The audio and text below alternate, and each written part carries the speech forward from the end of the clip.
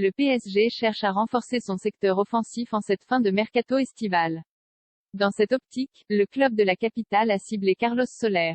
Le milieu de terrain de Valence plaît aux dirigeants parisiens. Mais rien n'est encore fait pour le transfert de l'international espagnol de 25 ans, avec le départ d'Angel Di Maria, Juventus, le transfert d'Arnaud Calimundo, Rennes, et la mise à l'écart de Julian Draxler, puis celle de Mauro Icardi. Le secteur offensif du PSG semble un peu juste en ce début de saison, même si Pablo Sarabia est revenu de son prêt au Sporting et qu'Hugo Ekitike a débarqué de Reims. Pour y remédier, Paris s'active afin de recruter un nouvel élément en cette fin de mercato estival. Dans cette optique, le club de la capitale s'est lancé sur la piste de Carlos Soler.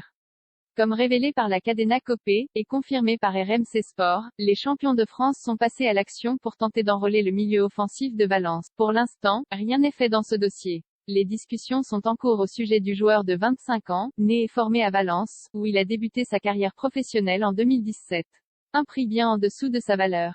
Technique et créatif, Soler évolue dans une position plutôt axiale, en meneur de jeu ou comme relayeur avancé. Depuis le début de sa carrière, il a disputé 225 matchs avec Valence, pour 36 buts et 31 passes décisives toutes compétitions confondues. Avec notamment 11 apparitions en Ligue des Champions, 3 buts. Sa cote sur le marché est estimée à 50 millions d'euros par le site Transfermarkt.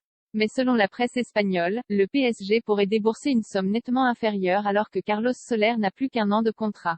Buteur décisif lors de la première journée de Liga contre Gérone, 1-0, le joueur d'1,80 m a été titularisé lors des 2 matchs suivants, sur la pelouse de l'Athletic Bilbao, 1-0, et contre l'Atlético de Madrid, 0-1.